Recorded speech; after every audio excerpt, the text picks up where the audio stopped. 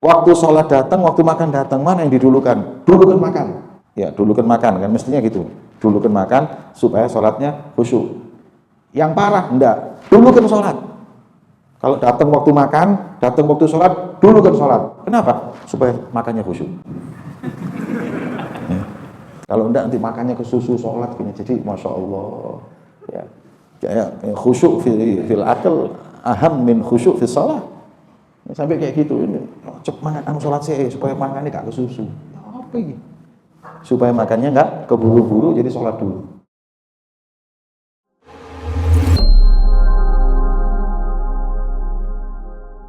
Sampai pada akhlaknya para salaf tentang bagaimana khusyuknya mereka ketika melaksanakan ibadah sholat. Dan untuk meraih hal tersebut, Imam Sya'rani radhiyallahu ta'ala anhu memberikan kepada kita kiat-kiatnya, diantaranya ijtinabu syab'i al-mujib li qasawatil qalb, meninggalkan kekenyangan yang berlebihan, karena orang yang terlalu kenyang itu mengakibatkan hati yang keras. Kalau sudah hati itu keras, dia nggak akan bisa khusyuk dalam sholatnya. Tapi kalau hati itu nggak keras, karena dia bisa mengatur makanan yang masuk ke dalam perutnya, yakhsha'u fi sholatihim, mereka akan khusyuk dalam sholat. Sebenarnya kalau Sidi Al-Habib Umar, beliau mengatakan sebelum sholat pun ada kiat khusus agar kita itu bisa menggapai sholat yang khusyuk. Di antaranya khusyuknya wudhu. Makanya wudhu itu kan makruh kita bicara. Kecuali hal yang penting baru kita bicara. Kalau enggak, tengah-tengah wudhu ngomong itu makruh. Ya. Kita berupaya untuk khusyuk dalam wudhu. Hudur ma'allah. Sebagaimana diriwayatkan ya, Al-Imam Ali Zainal Abidin ya, dan Sayyidina Husain dan lain-lain, mereka itu kalau mau wudhu aja sudah gemeteran. Ketika ditanya kenapa kok wudhu aja gemeteran, kenapa? Atadri baina yaday man sa'atif. Kamu nggak tahu, aku ini wudhu karena mau jumpa dengan siapa? Jumpa dengan Allah. Ini wudhunya aja sudah khusyuk. Nah kalau kita wudhu aja was-was, ya sholatnya ikut was-was. Wudhu sambil ngobrol. Ya. Ada lagi antara bainal wudhu was sholat, satu batang rokok dulu. Ya sholatnya ya keganggu. Yang benar dari wudhu itu sudah hudur, nggak bicara, nggak ngomong, ya kecuali penting disapa orang, salaman, udah itu, terus langsung sholat. Itu insya Allah bisa menambah kesempurnaan khusyuknya kita dalam sholat. Ya. Pertama tadi wudhu yang khusyuk, sambil istihdhar, setelah ini saya akan berjumpa dengan siapa. Kayak kita kalau mau berjumpa dengan orang besar, mau ketemu pejabat, atau kita mau ketemu calon istri yang mau kita pinang, mandinya aja khusyuk, bersih, nggak disisakan satu pun dibersihin. Nah dia tahu mau ketemu siapa di sini. Nah, kalau orang wudhu seperti itu mestinya, mau ketemu sama Allah. Ya. Jadi terus wudhunya itu khusyuk, ada haibahnya. Setelah itu doa setelah wudhu, disunnahkan mengangkat tangan sampai ketiaknya itu kelihatan, itu sunnah. Ya. Orang kalau nggak tahu itu kan mesti ngomongi. Ntar kita dari tempat wudhu, sholat ini diangkat, lebay. Allah kok diangkatnya ini. Ya. Sunnah. Dan disunnahkannya lihat langit. Ya, doa orang nadhar ila sama. Di dalam fikih itu ada ahkam nadhar ila sama. Kapan lihat atas ini sunnah? Ketika doa pas habis wudu itu sunnah. Mubah fi kulli hal, fi kulli waqtin. Diam-diam lihat gini tidak masalah. Makruh inda qadha'il hajah. Orang kalau kencing atau berak jangan lihat atasnya. Ya, itu di fikih kan ada itu seperti itu. Kemudian setelah itu tahiyatul masjid, baca doa. Ada Imam Nawawi itu memberikan kepada kita di kitab Al-Adhkar. Sebelum sholat itu baca subhanallah, subhanallah, subhanallah 10 kali. Ya. Kemudian apa? Subhanallah, subhanallah. Astagfirullah, astagfirullah 10 kali. Kemudian alhamdulillah, alhamdulillah, alhamdulillah, alhamdulillah, terus Allahu Akbar, Allahu Akbar, Allahu Akbar 10 kali, astagfirullah, astagfirullah, astagfirullah 10 kali. Setelah itu ayat kursi. Allahu la ilaha illa huwal hayyul qayyum la ta'khudhuhu sinatun wa la naum. Terus ada amalan juga sebelum sholat. Setelah itu qomat, setelah qomat baca qul a'udzu birabbin nas supaya enggak datang was-was. Was-was ini datangnya dari mana? Syaitan. Was-was itu dari syaitan. Buktinya was-was itu biasanya cuma di wudu sama sholat. Tidak ada was-was bab zakat. Nih, ada yang was-was bab zakat ya. Sudah ngeluarin uang zakat 150.000. BE kurang ini, ditambahi lagi 50.000. BE kurang, ditambahi 50.000 ada? Nggak ada. Malah kurang dari 100.000, insya Allah ya, insya Allah. Cukup insya Allah. Jadi kan berarti syaitan itu, was-was itu. Ya. Was-was itu dari syaitan, tapi kadang itu penyakit. Kalau di wudu, ya, dulu ada orang di pondok itu was-was. Tempat wudu dulu itu bukan kayak sekarang pakai keran, tapi biasanya kayak bunderan itu wudu bareng. Ada orang was-was, wudu was-was. Sama temannya ditendang, biur. Yes.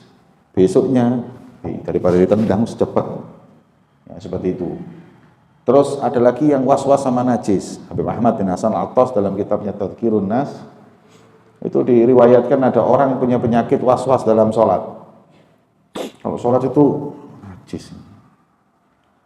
Suatu saat dilaporkan, ini beliau ini gini, was-was sholat karena takut ada najis, takut ini, celana dalamnya najis. Akhirnya kata beliau, mau sembuh sini. Ya Pak, Mbak, saya ini kayak was-was ada najis. Nah, sekarang saya kasih obat.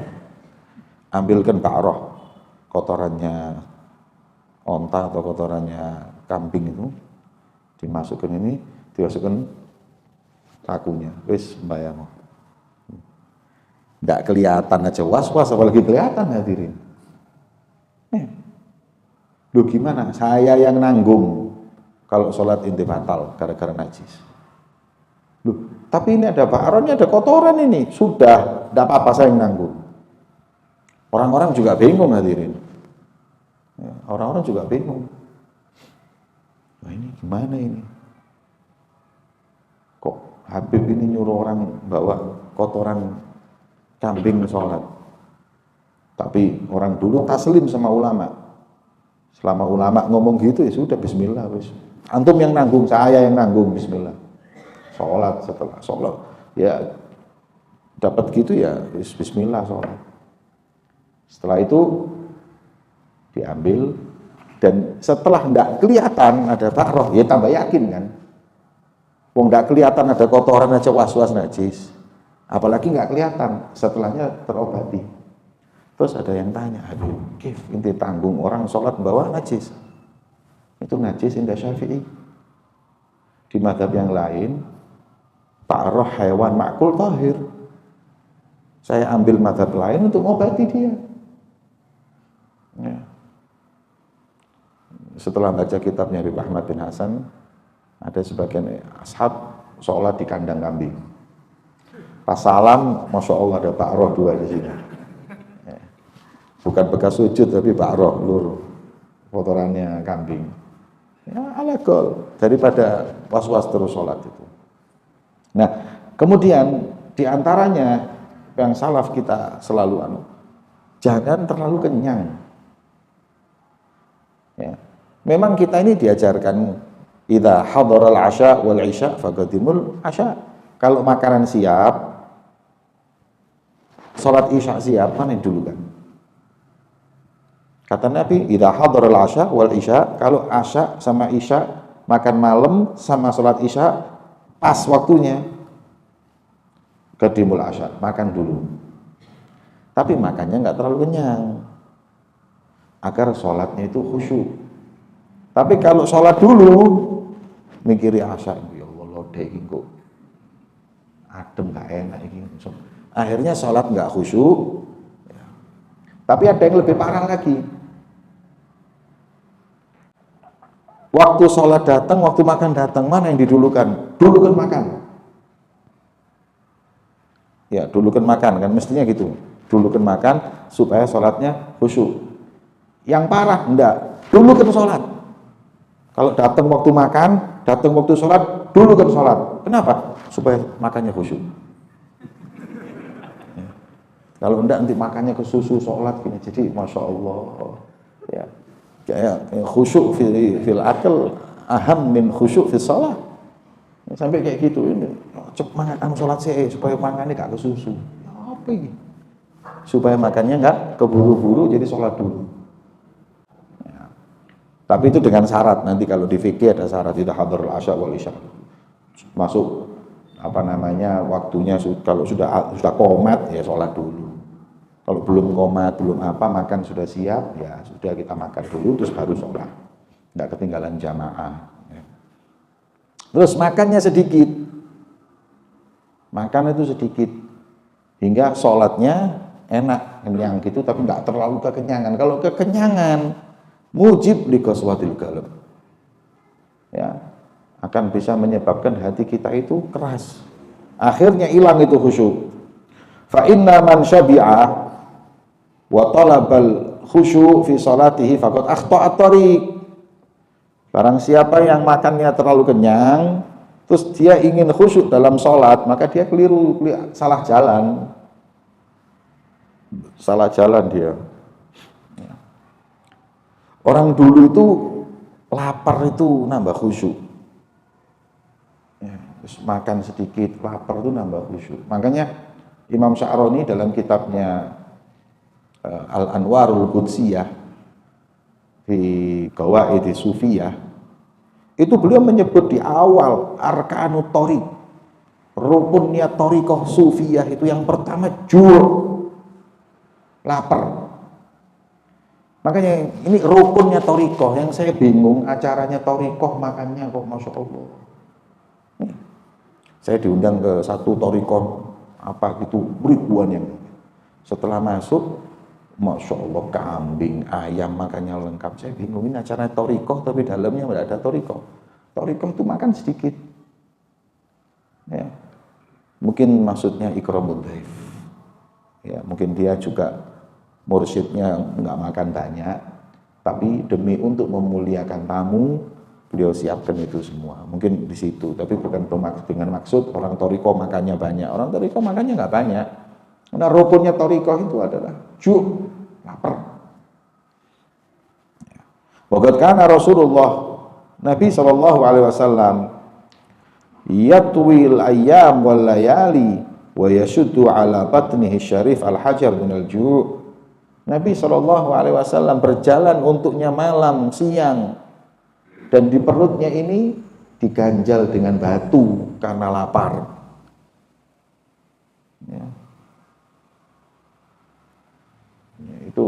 seperti itu hadirin. Nabi ngajarin dan para sahabat juga gitu. Ya. Karena orang kalau sudah kenyang itu, kalau di dalam fikih, orang makan banyak itu nimbulkan asap. Asap itu nanti naik ke atas, ke otak. Otak kalau kena asap itu ngantuk. Khususnya santri tidak boleh banyak makan. Kenapa? Supaya gak ngantukan. Karena banyak makan itu sampai lihat. Orang kalau banyak makan, ngantuk, syahwatnya kuat. Ya. Kalau makan dikurangi, bisa mengurangi syahwat, juga bisa menghindari ngantuk. Ya, seperti itu.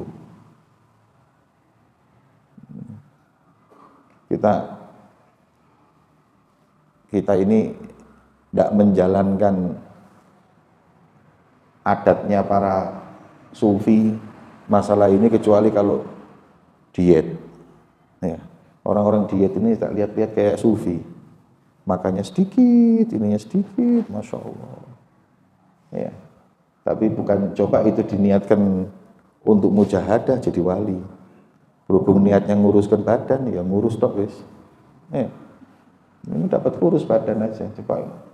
Saya kalau lihat orang-orang diet itu kalau makan, masya Allah dikit, nasinya dikit, minum. Ya. Ala kulli hal. Tapi kita juga tidak boleh suudzon sama orang gemuk. Karena orang gemuk itu bukan semuanya banyak makan. Ada yang sumun. Saya pernah ngomong sama guru saya, Syekh Umar Husain Al-Khatib. Kok Pak Bonas sufi tapi gemuk badannya. Oh, sumun atau gemuk itu bisa jadi bukan karena banyak makan. Juga bisa sumun li mahabbatillah. Sayyidina Ali itu gak gemuk loh perutnya. Beliau paling seneng puasa. Paling seneng puasa. Ya, mungkin gemuknya karena mahabbah. Karena Pak Bonas ini dengan zikir, mahabbah itu bikin nutrisi di perutnya, badannya, jadi agak gemuk, makan sedikit itu terus masya Allah. Ya, jadi mungkin kalau sampai lihat kiai habaib gemuk jangan suudzon. Di kiai habaib, mangan akeh rupane. Lah mungkin anggap aja li mahabbatillah, husnudzon. Ya orang gemuk itu kan biasanya orang banyak seneng. Nah, kurus ini bisa memang mujahadah, bisa stres. Kakean utang, mau kurus, atau ketemu rabi mana mbek bojone terus kurus. Ya. Tapi kalau orang banyak senang, banyak, insya Allah mungkin badannya gemuk. Kemudian, wa kana sallallahu alaihi wasallam idza shalla yusma' li jawfihi aziz fi shalah ka azizil mirjal 'alan nar. Ini Rasulullah kalau sholat itu perutnya bunyi kerucuk.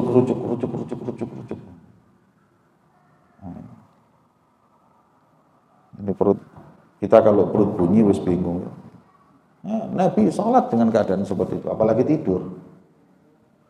Ya, sholat dalam keadaan seperti itu. Kama warad sebagaimana diriwayatkan. Wa Sayyidina Abdullah bin Abbas radhiyallahu taala anhuma beliau berkata, 2 rakaat dengan tafakkur dan tadabbur lebih afdol daripada bangun malam semalam suntuk dalam keadaan hati yang lupa dari Allah. Ini 2 rakaatnya orang sholat, ya, 2 rakaatnya orang sholat dengan tadabbur. Yang disebut tadabbur dan tafakkur di sini adalah tadabbur wa tafakkur fi sholah, fima yata'alaq fi sholah. Kayak contohnya ketika berdiri, tafakkur kayak seakan-akan berdiri di mahsyar di hadapan Allah. Ya, ketika ruku, ya, merendahkan diri kepada Allah. Ketika sujud, menyamakan antara kepala dengan tanah untuk tawadhu. Ini tafakkur seperti ini tuh ada di kitab Ihya. Itu sholat seperti itu lebih afdol daripada kalian sholat semalam suntuk. Gak tahu berapa ratus rakaat itu semalam suntuk.